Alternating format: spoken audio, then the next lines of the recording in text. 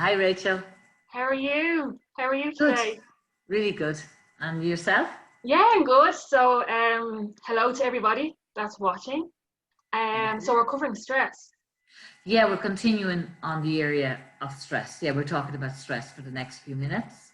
So last week I finished up, we talked about what is stress. We talked about how it can happen and it can be situational, it can happen in a moment. And we also talked about the different triggers, stress triggers, what triggers you. And sometimes you do need to sit down and think about what stresses me out, like when do I get stressed? So I asked people to go away and think about that.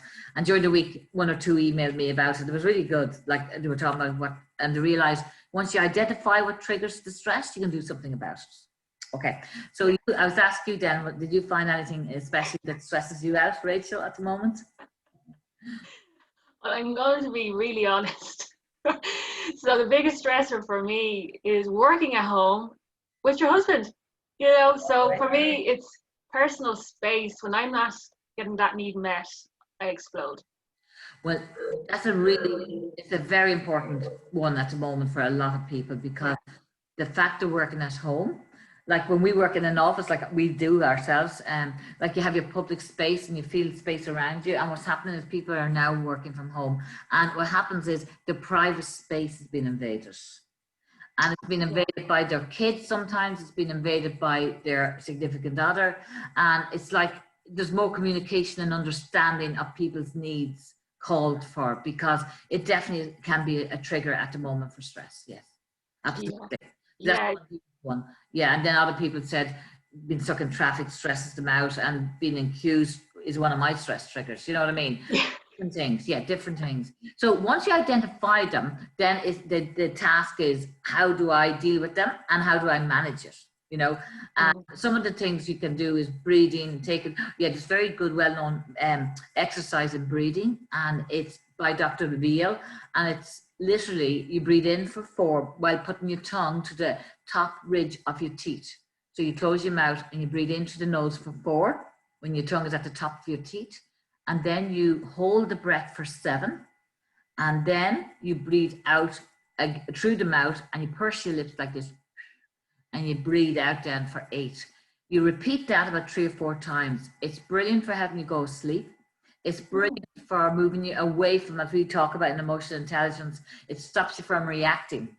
Because remember, when you're reacting, the amygdala is flittering around, and what happens is the neocortex, the thinking brain, needs time to catch up with the limbic part of the brain. So that exercise is excellent for help you go to respond to a situation, a person or event, rather than rush into it and react.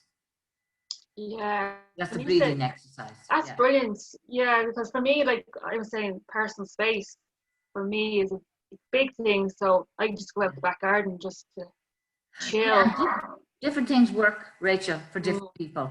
Space, going out to the back garden, grounding yourself. Different people have different ways of listening to, and reading soft music can help you. So different things work for different people. But the main thing is to always maintain power, because remember we talked about stress is when you feel you're out of control. And when you feel you're out of control, you don't feel powerful. You feel actually the opposite. You feel powerless. You feel, I'm not in control of this person or this situation. I'm not in control of my decisions. So it's all about bringing the person back into power.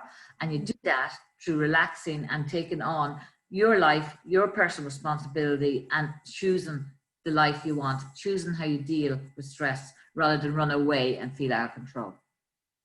So in your opinion, Mary, like what do you think is driving the triggers? Well, everybody, as I said, it's personal to everybody, the different triggers that people have. For stress, I hate loud people. I hate people that curse. I know some people don't mind people that, curse a lot, but I certainly would be triggered by somebody using bad language. Other people are stressed by impatience. Impatience causes stress. I love the way you look at me saying that, Mary. Yeah, being impatient can cause a lot of stress. Yeah. And then, of course, time. Time is the biggest stress in the world. Not feeling you have enough of time, and you become overwhelmed and you become stressed. So the best thing for time management is preparation. And I talked about time management before. So the second thing about stress is if you are adding something into your day-to-day living and you're adding something new in, an action or a plan, you must take something out, because otherwise you'll become overwhelmed again. So it's all about start doing something, then stop doing something else. So allow something in, and that you can maintain that power of control with your time, then you must take something out. It's really easy, but it works. It really works. And before we started this video, we mentioned, we were having a conversation about beliefs. Yes. Yeah. And that can also be something going on there that's driving the reaction. Absolutely. The whole area psychologically around psychological area, that's a piece of identity of its own. And I'd love the whole, it probably would be more than one chat or a 6-minute chat on limiting beliefs and the gremlin and how they cause a lot of stress in our lives. That's a very interesting actual subject, Rachel. I'd talk about that. Yeah. Sorry, I didn't mean to cut you off there, Mary, but it's actually been on my mind. And when you said it, I was like, so we'll definitely put a series on that.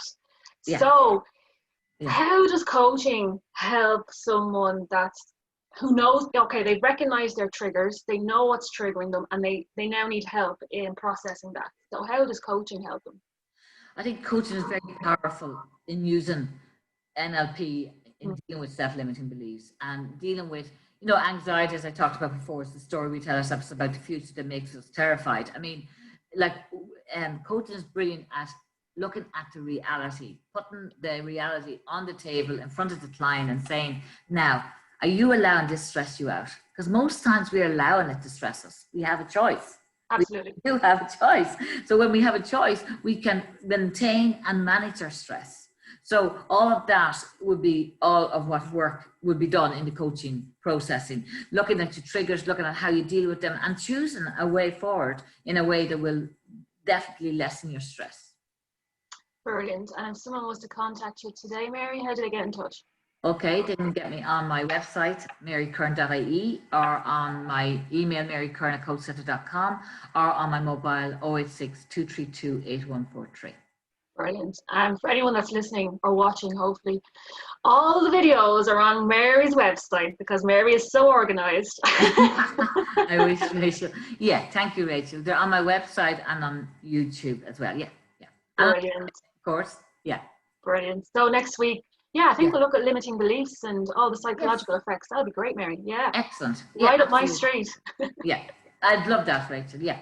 Great. Okay. Well, look, thanks a million, Mary. Talk to you next week. See you next Bye, everyone. Thursday. Bye.